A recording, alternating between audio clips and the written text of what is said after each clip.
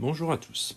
Dans cette vidéo, on va étudier un questionnaire à choix multiples qui porte sur les probabilités de niveau terminal bac pro. Donc c'est un bon entraînement pour vérifier que vous avez acquis les notions de base en probabilité. Donc ce que je vais faire dans cette vidéo, c'est que dans un premier temps, je vais vous laisser pouvoir consulter le sujet. Comme ça, si jamais vous avez envie de vous entraîner, vous pouvez toujours mettre sur pause, essayer de le faire ou de le refaire. Donc là actuellement est affichée la première page. Pour ceux qui sont sur des petits écrans, on l'a un peu plus grande pour les 4 premières questions. Donc n'hésitez pas à faire pause si besoin. Et les questions 5 à 10. Donc il y a 20 questions, donc il y a une autre page. Donc n'hésitez pas à mettre sur pause. Vous entraînez, faites-le. Il y aura la correction juste après. Donc la suite. Donc question 11, 12, 13. On a le début du vrai ou faux. La suite du vrai ou faux. Et enfin une question sur les arbres. Donc voilà pour les 20 questions. Donc, ce que je vais faire maintenant, c'est que je vais vous expliquer pour chaque question ce qu'il fallait répondre. Et en toute fin de vidéo, vous aurez une image avec la synthèse de toutes les réponses qu'il fallait mettre pour avoir tous les points sur un tel QCM. Donc on commence, donc à partir de maintenant c'est la correction, donc si jamais vous voulez vous entraîner, mettez sur pause avant cette partie-là, faites le test et puis regardez ensuite si vous y arrivez. Alors, pour les premières questions. Donc, dans un jeu de 52 cartes, quelle est la probabilité de tirer l'as de trèfle? Donc l'as de trèfle, il y en a un. Et il y a 52 cartes en tout. Donc 1 sur 52, si on fait le calcul, vous devriez trouver 0,19. Et donc du coup, ici, c'était la réponse A qu'il nous fallait. Un valet. Deuxième question. Alors on a toujours 52 cartes, ça ne change pas, on est toujours sur le même jeu de cartes. Et des valets, il y en a 4. Il y a le valet de pique, le valet de trèfle, le valet de cœur et le valet de carreau. Donc là, en l'occurrence, si on fait le calcul, on trouvera 0,077. Donc là, ici, c'était la réponse C. Pour les questions 3 et 4, on était sur du calcul de probabilité d'événement, donc un petit cran au-dessus en difficulté. Donc, calculer la probabilité de l'événement, le nombre des ventes est inférieur à 4 téléviseurs. Alors, ici, il fallait répondre la C 0,6. Pourquoi? Parce que inférieur à 4 téléviseurs, c'est-à-dire qu'on n'a pas le 4 et pas le 5. Donc la somme de tout ça, là ici, donne bien 0,6. D'où le fait qu'on doive répondre C. Calculer la probabilité d'une vente inférieure ou égale à 2 téléviseurs. Alors là, on est sur du inférieur ou égal. Donc inférieur ou égal, ça veut dire qu'on peut prendre 0, 1 ou 2. Ce 0, 1 et 2 sont bien inférieurs ou égaux à 2. Donc là, en faisant la somme, on trouvait 0,35. C'était la réponse B. Ensuite, on avait 2 questions sur les probabilités d'intersection d'événements. Donc déjà, on nous disait dans une classe de 30 élèves, 22 étudient l'anglais, 15 l'espagnol, 10 élèves étudient les 2 langues. L'événement A correspond à un élève étudie l'anglais et l'événement B correspond à un élève étudie l'espagnol. Donc l'événement contraire de A, c'était un élève n'étudie pas l'anglais. Donc déjà, c'était la première chose. Donc vu qu'il y en a 22 qui étudient l'anglais, il y en a donc 8 qui n'étudient pas l'anglais. Et donc, sur une classe de 30, on aurait a priori 8 sur 30. Pourquoi a priori? Tout simplement parce que quand même expliquer un petit peu. Si on en a 22 qui étudient l'anglais, on en a donc 8 qui n'étudient pas l'anglais. C'est assez logique. Donc en effectuant ce calcul, on trouvait 0,267. Donc c'était la réponse B qu'il fallait prendre. Donc quelle est la probabilité de l'événement A inter B? Donc A inter B, c'est l'intersection. Donc il fallait un élève étudie l'anglais et étudie l'espagnol. On nous disait dans l'énoncé ici 10 élèves étudient les deux langues. Donc du coup, on avait du 10 sur 30 pour ce calcul. Et 10 sur 30 donnait 0,33333, etc. Donc c'était réponse C. Donc là, on était sur 6 questions relativement simples sur de la compréhension directe et des calculs directs de probabilité. Le plus dur, en fait, c'était de comprendre de quel événement on parlait. La suite, la situation problème. Donc on étudie le cas de Leïla qui travaille au service reprographie d'une entreprise. Donc dans la journée, elle imprime 2000 documents, 1600 en noir et blanc et le reste en couleur. Donc 2% des documents noir et blanc et 3% des documents couleur présentent des taches d'encre. Donc on nous demandait dans un premier temps combien de documents sont en couleur. Bon, s'il y a 2000 documents, 1600 en noir et blanc, le nombre de documents en couleur, c'est tout simplement 400, puisque on a ici 2000 documents en tout, 1600 documents noir et blanc, le reste qui est en couleur, le reste c'est 400, puisque 2000 moins 1600 vaut 400. Donc ensuite, combien de documents ont des taches d'encre? Alors là, ici, il fallait faire très attention. La bonne réponse, c'était 44. Alors pourquoi? Bien parce qu'on a 2% des documents noir et blanc qui ont des taches d'encre. Donc on a déjà 1600 fois 2 sur 100. Il y a aussi des taches sur les documents couleur. Donc 400 documents couleur fois 3% qui ont des taches d'encre. Donc 3 sur 100. Et ça nous donnait 44. Vous pouvez vérifier le calcul, vous trouverez bien 44. Donc c'était bien réponse C. Ensuite, la 9. On nous demandait la probabilité P de A. Et on nous précisait que A c'était l'événement, le document est en couleur. Donc, document couleur, il y en avait 400. Donc, pour calculer la probabilité, 400 documents couleur sur 2000 documents imprimés en tout. Donc, on avait déjà la B. On n'avait pas que la B. Puisque, en fait, 400 sur 2000, c'est égal à 1 sur 5. Donc, on avait aussi la C. Et 1 sur 5, si on fait le calcul, on trouve 0,2. Et 0,2, c'est 20%. Donc il y avait aussi la E. Donc que vaut P de B?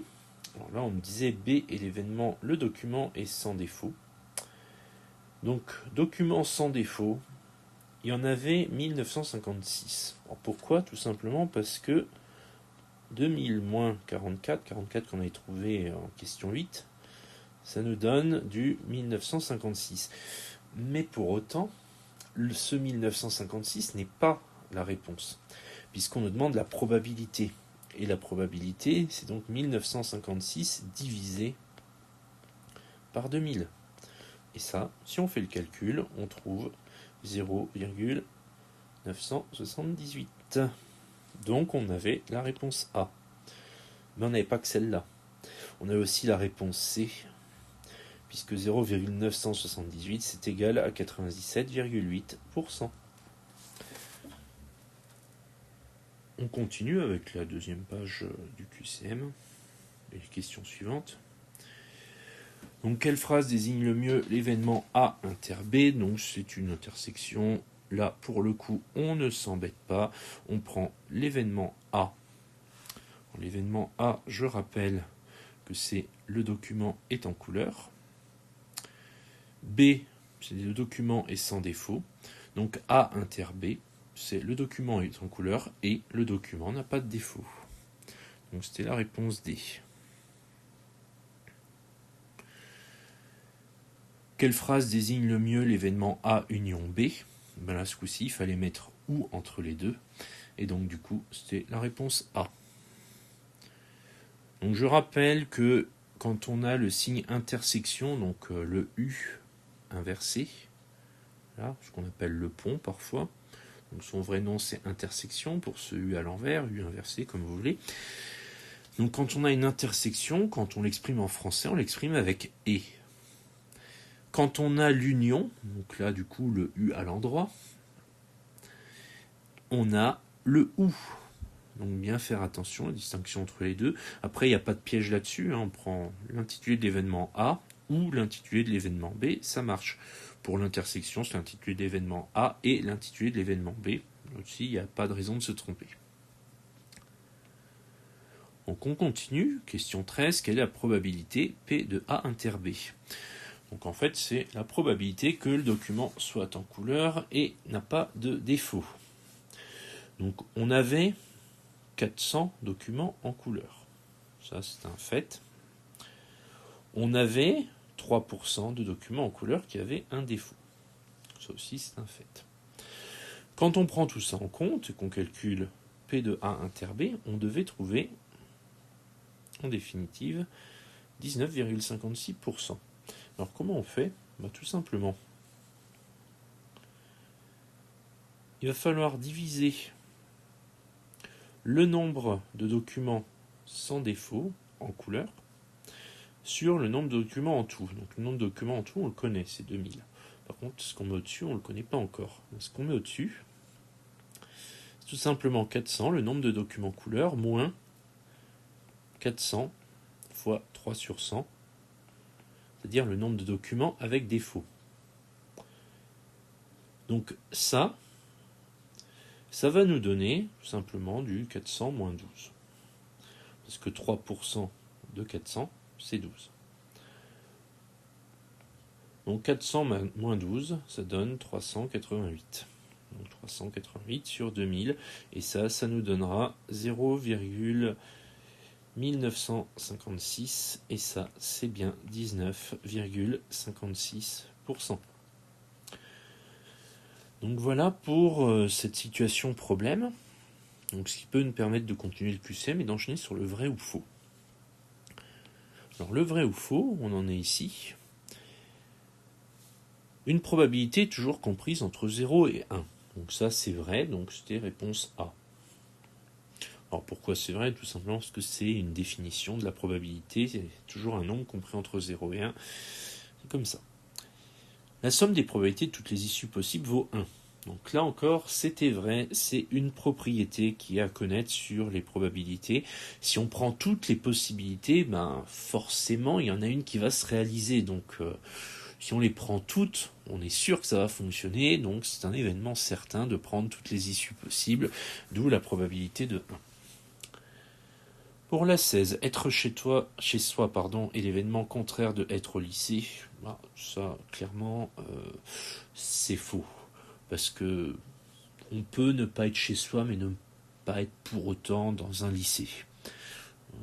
Dans le cas d'un élève, effectivement, il passe beaucoup de temps, mais rien que le fait de sortir chez lui, il n'est pas directement dans le lycée, donc il va être dehors, dans la rue, dans le bus, dans le train, à la gare, n'importe quel endroit, mais pas au lycée. Il n'y sera pas en permanence, il ne sera pas non plus en permanence chez lui. Et si on prend chez lui et le lycée, il peut faire autre chose aussi, donc il n'y a pas de raison que ce soit l'événement contraire de être chez soi. La 17, aller au cinéma est un événement aléatoire. Alors, ça, à moins que vous soyez étrange, c'est clairement pas le cas. Donc, il fallait répondre B. Alors pourquoi c'est clairement pas le cas? Parce que, à moins, je disais, d'être étrange et de décider d'aller au cinéma complètement au hasard, bien du coup, en dehors de ce cas de figure-là, c'est pas un événement aléatoire. On décide d'aller au cinéma parce qu'on a envie d'y aller, parce qu'il y a des arguments pour y aller, du style un film qui est sorti, donc du coup, c'est pas aléatoire. La 18, gagner de l'argent grâce au loto organisé par Johanna est un événement aléatoire. Alors ça, oui, c'est le cas. Parce que gagner au loto, ça relève du hasard, donc c'est un événement aléatoire. Par contre, du coup, la 19, Johanna gagne de l'argent avec son loto. Alors ça, c'est pas un événement aléatoire, parce que si c'est elle qui organise le loto, normalement, elle va s'arranger pour gagner de l'argent de façon absolument certaine, donc il n'y a pas de probabilité qui doit rentrer en jeu. C'est toujours je dirais le rôle du casino dans un jeu d'argent, c'est de gagner de l'argent à coup sûr, donc les jeux sont faits de telle façon qu'il n'y a pas de caractère aléatoire. C'est l'organisateur d'un jeu d'argent va forcément récupérer quelque chose si le jeu est bien conçu. Enfin, la dernière avec l'arbre, qui était donc la 20e et dernière question. Quel arbre représente le mieux le tirage d'un jeton dans un sac contenant 20 jetons de chaque couleur, rouge, blanc, noir et vert, suivi du lancer d'une pièce? Alors, on nous proposait 4 arbres. On tire un jeton dans un sac avec 20 jetons de chaque couleur, donc en première étape, il fallait forcément être sur le choix d'un des 4 jetons. Donc on a émis des initiales, donc R c'était pour rouge, B c'était pour blanc, N pour noir et V pour vert. Donc ce qui arrivait en premier, on pouvait être soit sur la A, soit sur la C. Par contre la B, on commençait par la pièce, donc ça n'allait pas, et la D aussi. Donc on éliminait déjà 2. Ensuite, est suivi du lancer d'une pièce, donc on devait voir le lancer de pièce dans l'arbre, et donc avoir le choix entre pile ou face. Et ça, avec le A, c'était pas possible, donc du coup, la bonne réponse, c'était l'arbre proposé en C. La difficulté de cette question, c'était surtout de bien comprendre ce que signifiait le R, le B, le N, le V, le P et le F. Bon, pas de grande difficulté non plus, c'était simplement les initiales de ce qu'on pouvait obtenir, donc pas de gros pièges. La synthèse des réponses à trouver. Donc si vous voulez vérifier ce que vous avez fait, c'est un bon moyen. Puis du coup, ça va aussi nous servir de conclusion à cette vidéo. Donc je dirais que si vous avez des questions, comme d'habitude, les commentaires sont là pour ça. Vous pouvez poser vos questions, il n'y a pas de souci, je répondrai avec plaisir. Si la vidéo vous a plu, est instructive, que vous aimez bien ce format de correction, n'hésitez pas à me le dire, n'hésitez pas à mettre un pouce bleu pour signifier que ça vous a plu. Et pour ne pas rater de vidéo, vous avez la possibilité de vous abonner. Après, chacun est libre, donc faites comme vous voulez, mais si vous voulez pas me rater, abonnez-vous. Comme ça, moi je vous dis à très bientôt.